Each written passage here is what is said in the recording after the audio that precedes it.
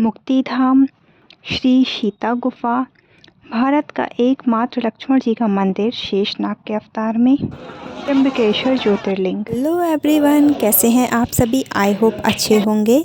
तो वेलकम है आपका नए दिन नए व्लॉग महाराष्ट्र डे 2 में। तो आप देख रहे हैं हम सभी लोग रेडी होके बैठ चुके हैं बस में और निकल चुके हैं आज नए सफ़र पे। जी हाँ, आज हम सभी लोग जा रहे हैं शिरडी से नासिक, जहाँ पे हम दर्शन करने वाले हैं मुक्ति धाम में, श्री त्र्यंबकेश्वर ज्योतिर्लिंग के, पंचवटी के, और जो एकमात्र मंदिर है लक्ष्मण जी का शेषनाग जी के रूप में, हम उस मंदिर में भी जाने वाले हैं। काले राम मंदिर जी जाने वाले हैं और हम संगम पे भी जाने वाले हैं। और यहाँ पे हम एक ढाबे में रुक के करते हैं ब्रेकफास्ट। यहाँ पे हम बहुत ही सुंदर सी बेर लेते हैं जो बहुत ही टेस्टी होती हैं खाने में और काफ़ी बड़ी होती हैं साइज़ में।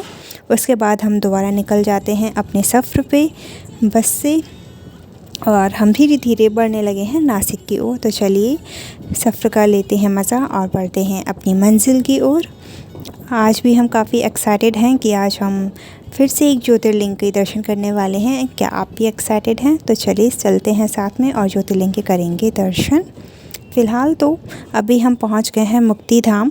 हम अभी बैक साइड में हैं मंदिर के, और चलिए आगे चलते हैं और प्रवेश करते हैं मंदिर के अंदर। ये है मुख्य द्वार अंदर जाने का। आप देख पा रहे हैं काफ़ी सुंदर बिल्डिंग है इस मंदिर की, बहुत ही सुंदर है।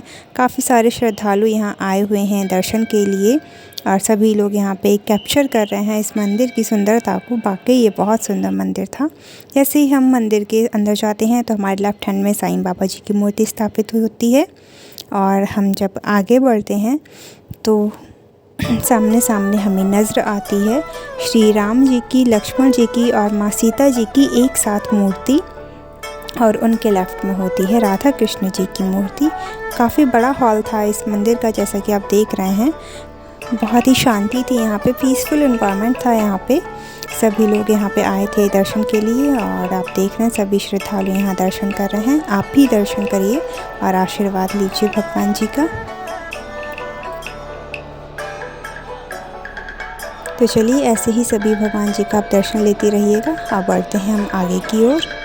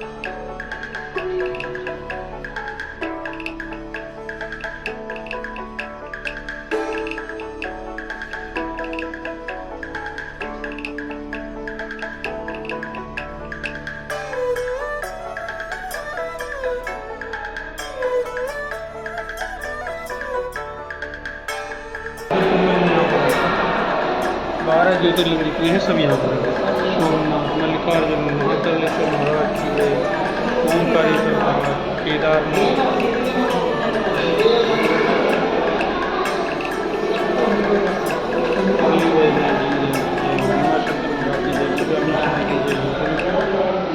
नागेश्वर बाबा की जय।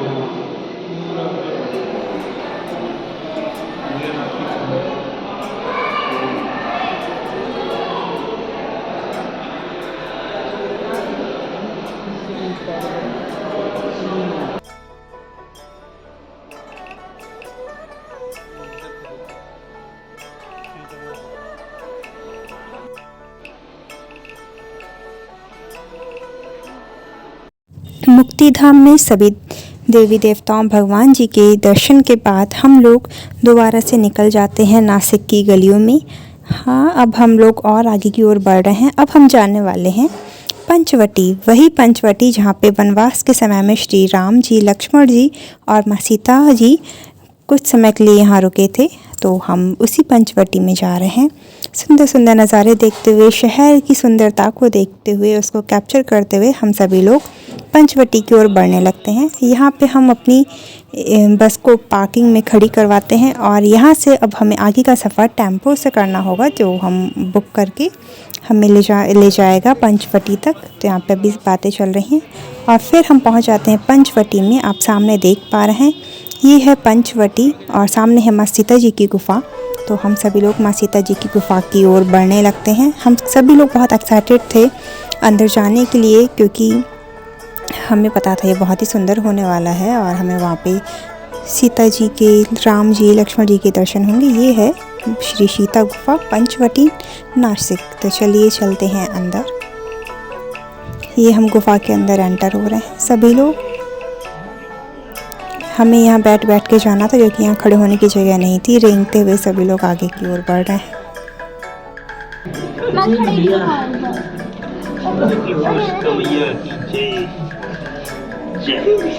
गाइस, हम सीता गुफा के अंदर हैं।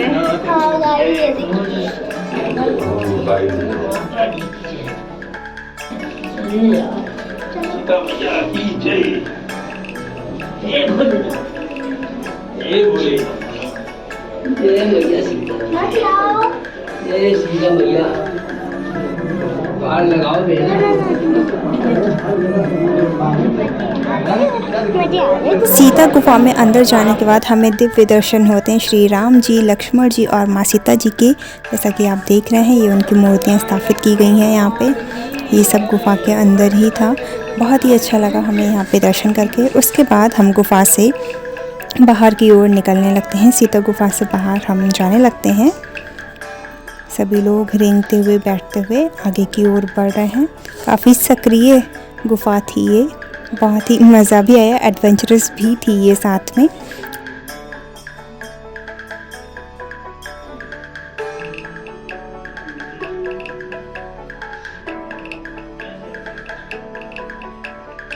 सीता गुफा से बाहर निकलने के बाद यहाँ पे शिव जी का मंदिर था। शिवलिंग यहाँ पे स्थापित था। वहाँ पे हमने दर्शन करे, शिव जी के आशीर्वाद लिए गुफा के अंदर ही। और अब ये है बाहर जाने का रास्ता। यहाँ से हम बाहर आ गए। यहाँ पे 5 बरगद के पेड़ हैं, जिस वजह से इस जगह का नाम पंचवटी पड़ा हुआ है। जैसा कि आपने यहाँ पे बरगद के पेड़ देखे ही, यहाँ पे 5 बरगद के पेड़ हैं। और यहाँ पे वनवास के समय के कुछ चित्र हैं जो यहाँ पे दर्शाए गए हैं। आप भी इन चित्रों को देखिए।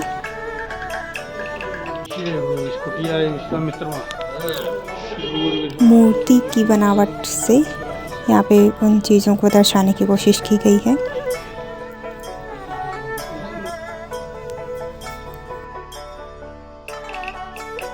ये है सीता गुफा के बाहर का मार्केट का एरिया। यहाँ पे छोटा सा मार्केट है।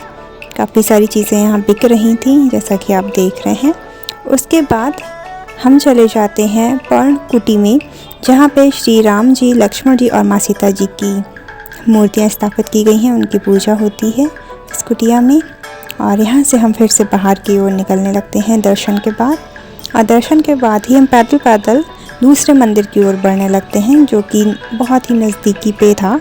और पैदल पैदल हम इस मंदिर की ओर बढ़ रहे हैं। ये मंदिर जो है राम जी का है, श्री काले राम मंदिर।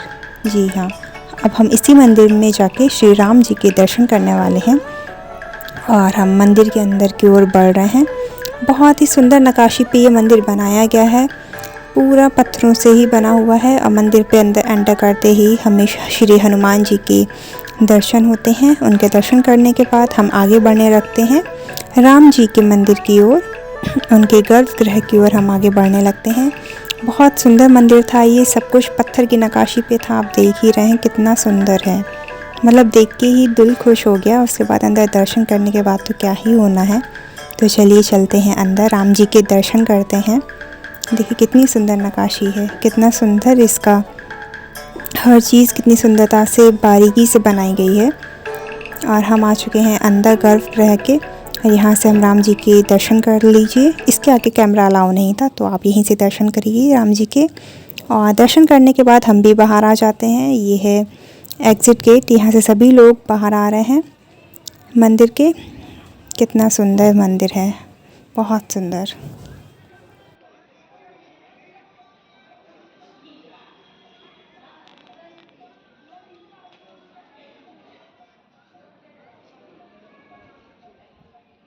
यहाँ पे मंदिर के बाहर 2 हाथी थे, बहुत ही सुंदर लग रहे थे। ये पत्थरों से ही इनकी नक्काशी थी, बड़े सुंदर लग रहे थे। इनको भी मैंने कैप्चर कर लिया, बहुत ही सुंदर थे। अब इनकी कुछ मान्यता है, ये तो मुझे नहीं पता।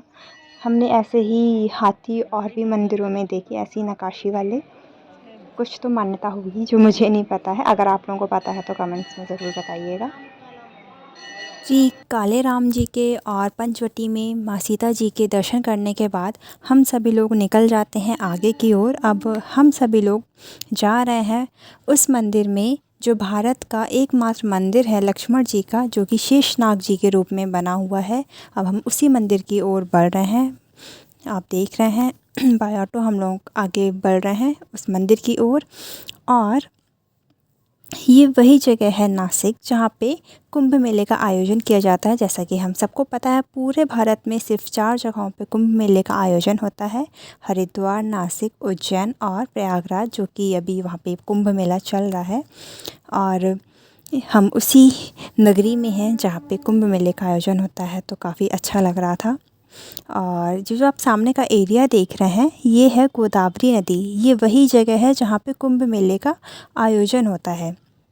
इसी गोदावरी नदी के तट पे कुंभ मेला लगता है हर 12 वर्ष में। गोदावरी नदी के किनारे चलते चलते हम पहुंच जाते हैं श्री लक्ष्मण शेषनाग अवतार मंदिर में। जैसा कि आप देख रहे हैं, हम मंदिर के अंदर आ चुके हैं। काफ़ी सारे श्रद्धालु हमें यहाँ पे भी नज़र आ रहे हैं, जो कि यहाँ पे लक्ष्मण जी के दर्शन करने आए हैं। और यहाँ पे आप देख रहे हैं लक्ष्मण जी की मूर्ति है, और यहीं पे लक्ष्मण जी ने सुपनखा जी की नाक काटी थी, जैसा कि यहाँ पे मूर्ति के ज़रिए दिखाया जा रहा है। और सामने की ओर यहाँ पे एक बोर्ड भी लगा हुआ है जिसमें ये लिखा भी हुआ था। आप इस बोर्ड को पढ़ने की कोशिश करिएगा। इस जगह श्री लक्ष्मण जी ने रावण की बहन सुपनखा का नाक काटा है, इसलिए इस शहर का नाम नासिक पड़ा है। भारत में श्री लक्ष्मण जी का शेष अवतार में एक ही मंदिर है, ये देखिए।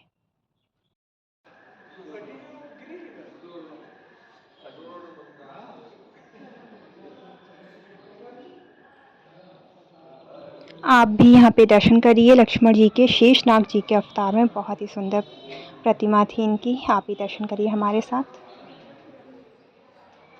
मंदिर से फिर हम बाहर आ जाते हैं, और ये है मंदिर के बाहर का एरिया। हल्का फुल्का मार्केट है, बहुत ही सुंदर मंदिर था। और यहाँ पे साइड में गणेश जी का भी मंदिर है, बहुत ही सुंदर मूर्ति थी गणेश जी की। तो चलिए अब हम यहाँ से चलते हैं बाहर। लक्ष्मण मंदिर से निकलने के बाद हम सभी लोग बढ़ने लगते हैं तपोवन की तरफ, जहाँ पे श्री राम जी की काफ़ी ऊंची मूर्ति बनाई गई है, जो कि 70 फीट ऊंची है। जी हाँ, ये मूर्ति तपोवन में स्थित है, पंचवटी में ही। तो चलिए हम यहाँ पे चलते हैं और श्री राम जी के दर्शन करते हैं। राम जी की 70 फीट ऊंची मूर्ति देखने के बाद हम सभी लोग बहुत ही प्रसन्न हो जाते हैं देख के, और फिर हम वहाँ से निकल जाते हैं संगम घाट की ओर। आप लोगों ने बिल्कुल सही सुना, संगम घाट। जी हाँ, नासिक में भी एक संगम है जहाँ पे गोदावरी, अरुणा और वरुणा नदी का संगम होता है। और आप देख रहे हैं हम उस संगम घाट पे पहुँच चुके हैं। सामने काफ़ी सारी भीड़ है, बहुत से लोग यहाँ पे आए हुए हैं स्नान के लिए। और साइड में यहाँ पे पूजा के सामान बिक रहे हैं। और हम लोग भी घाट की ओर, नीचे की ओर बढ़ते जा रहे हैं धीरे धीरे। बहुत से यहाँ पे श्रद्धालु आए हुए हैं, हमने भी यहाँ पे मुँह धुला और फिर हम भी यहाँ पे माता जी की पूजा करते हैं। और देखिए काफ़ी सारे लोग यहाँ पे स्नान करते हुए हैं, हमने भी यहाँ पे पूजा की।